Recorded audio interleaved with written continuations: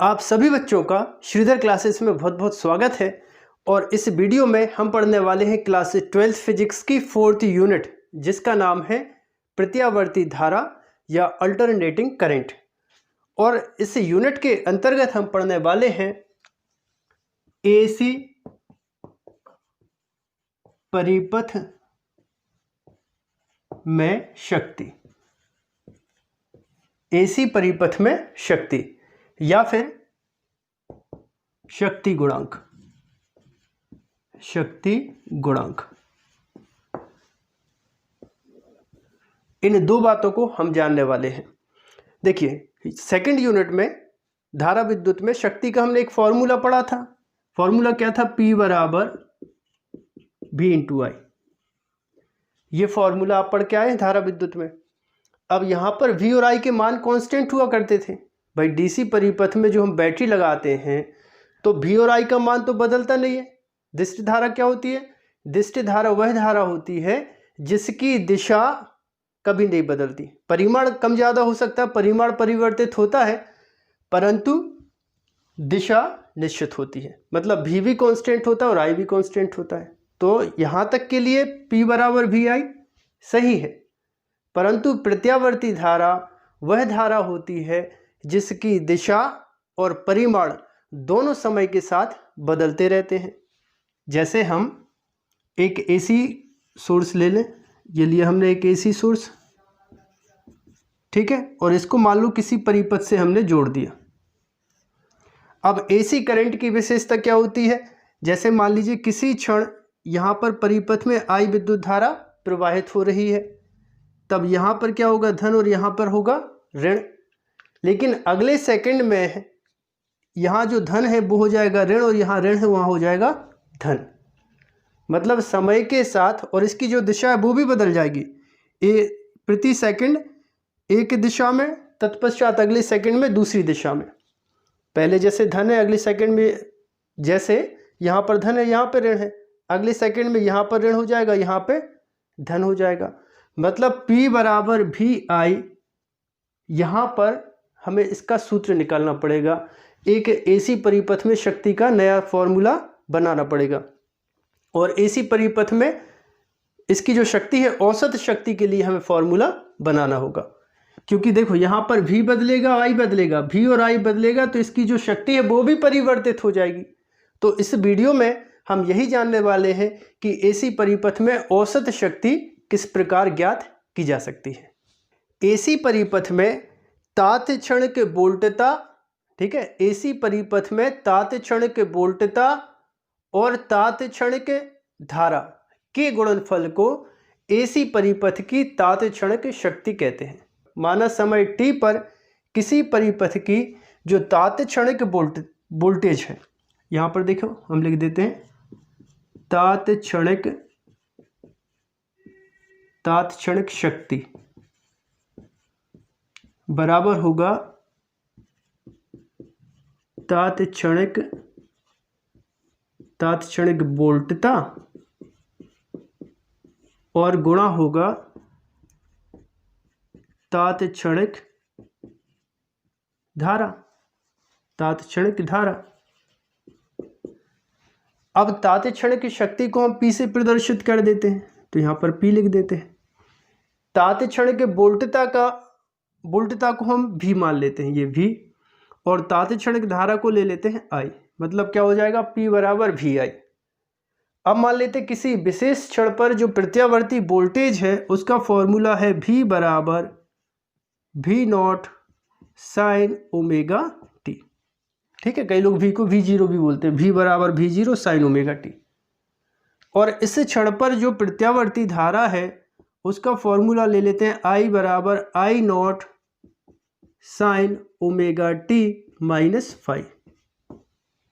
ठीक है, V और I के बीच में एक कलांतर होता है, तो ऐसा मान लेते हैं कि जो धारा है वो वोल्टेज V से फाई कलांतर कैसी है? पीछे है।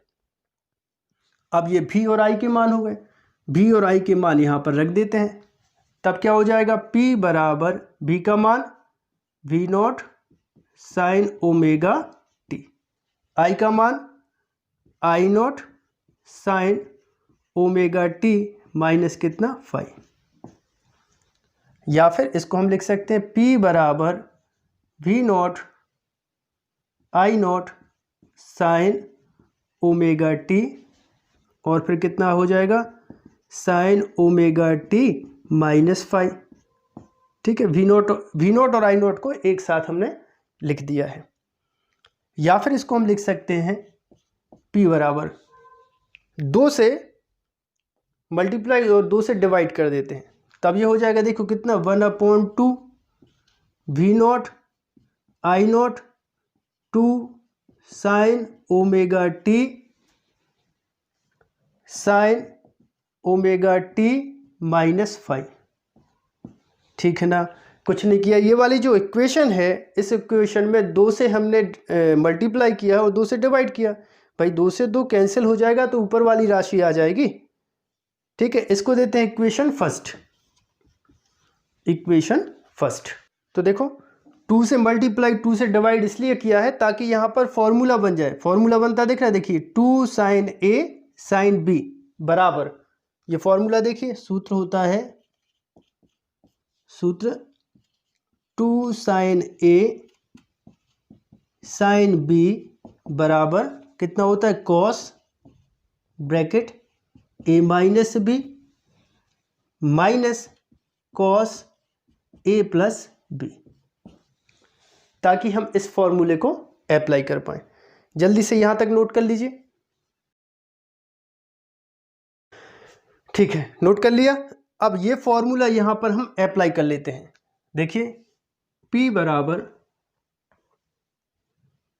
देखिए P बराबर बाहर क्या चलेगा 1/2 v naught I naught bracket 1/2 v naught I naught को अपन बाहर रख देते हैं, और यहाँ पर 2 साइन ओमेगा टी, यहाँ पर देखो ओमेगा टी ए का काम करेगा और ओमेगा टी माइनस 5 बी का काम करेगा। अब इस फॉर्मूले को अप्लाई कर दीजिए। तो सबसे पहले देखिए कितना है कॉस, तो यहाँ पर हम लिख देते हैं कॉस, फिर ब्रैकेट, अब है ए का मान कितना ओमेगा टी, ठीक है, फिर माइनस, अब है बी, तो बी का मान कितना है ओमेगा टी माइनस कितना 5। अब देखो ये वाला जो माइनस ये वाला अंदर गुणा करेंगे तो ये हो जाएगा ओमेगा टी माइनस का और ये हो जाएगा प्लस का। अब इसके बाद क्या है ये माइनस, तो ये माइनस लगा दिया। अब कितना है कॉस, तो ये कॉस ब्रैकेट ए मतलब कितना ओमेगा टी प्लस बी मतलब ओमेगा टी माइनस 5। तो ये फॉर्मूला हमने अप्लाई कर दिया। 2 साइन ए साइन बी बराबर क्या होता है, ये बराबर है यहाँ पर बराबर कितना होता है कॉस ब्रैकेट में ए minus B minus cos A plus B. Clear इतनी बात।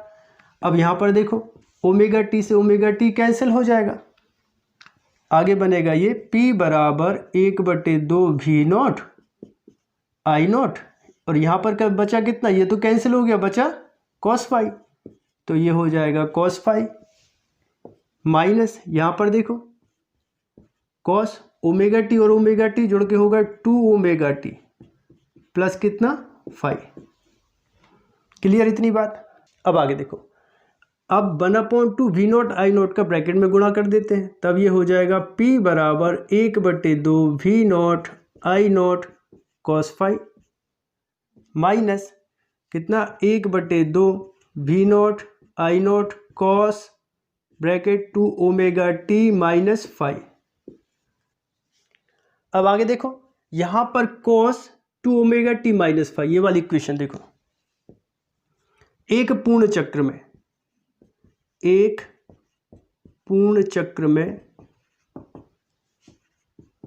प्रत्यावर्ती धारा का औसत मान 0 होता है। ठीक है, एक पूर्ण चक्र में प्रत्यावर्ती धारा का औसत मान 0 होता है, तब यहां पर cos bracket 2 omega t minus 5, एक पूर्ण चक्र में इसका औसत मान क्या हो जाएगा 0 हो जाएगा। यहां तक तात्क्षणिक शक्ति है। इसके बाद क्या निकालना है, एक पूर्ण चक्र में प्रत्यावर्ती धारा का औसत मान कितना होता है 0 होता है, तो कॉस ब्रैकेट में 2 ओमेगा टी माइनस फाई का मान हो जाएगा 0, मान रख दो यहाँ पर। लेकिन अब यहाँ पर जो शक्ति है वो है पी ए भी। सुनो, पी का मतलब शक्ति, ए भी का मतलब हो जाएगा एवरेज, मतलब परिपथ या एसी परिपथ की औसत शक्ति, बराबर होगा 1/2 v naught I naught cos phi. ठीक है, और माइनस होगा अब cos 2 omega t minus phi का मान कितना हो गया 0, तो यहाँ तक ये सभी राशियाँ क्या हो जाएगी 0 हो जाएगी। तब एसी परिपथ की औसत शक्ति क्या बनेगी, पी ए भी equal 1/2 v naught I naught cos phi. Clear इतनी बात। या फिर इसको हम लिख सकते हैं पी ए भी इक्वल वी नॉट बटे √2 गुणा आई नॉट बटे √2। भाई टू को कैसे लिख सकते हैं, √2 गुणा √2 हो जाएगा 2, और इंटू कितना बचा कॉस फाई। ठीक, जल्दी से यहां तक नोट कर लीजिए। अब आगे देखो, प्रत्यावर्ती वोल्टेज का वर्ग माध्य मूल मान क्या होता है, VRMS। ठीक है, VRMS मतलब क्या, प्रत्यावर्ती धारा का वर्ग माध्य मूल मान, बराबर कितना होता है V नॉट बटे √2।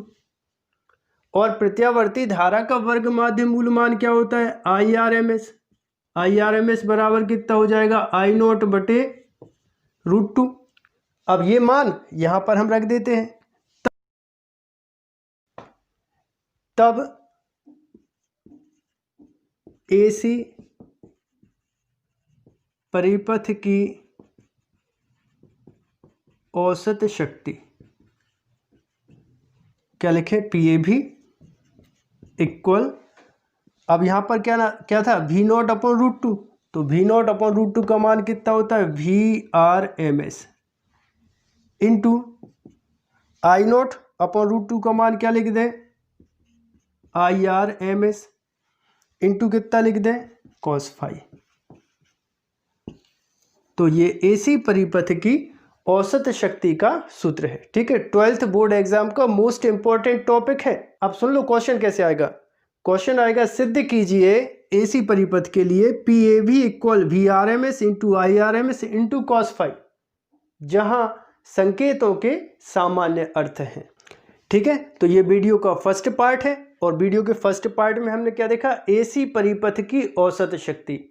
अब इसके वीडियो के अगले पार्ट में हम आपको बताएंगे कि शक्ति गुणांक क्या होता है, एसी परिपथ की शक्ति गुणांक, और इसकी कुछ विशेष स्थितियां इसके हम अगले वीडियो के पार्ट में आपको बताएंगे। आई होप आप सभी को वीडियो पसंद आया होगा।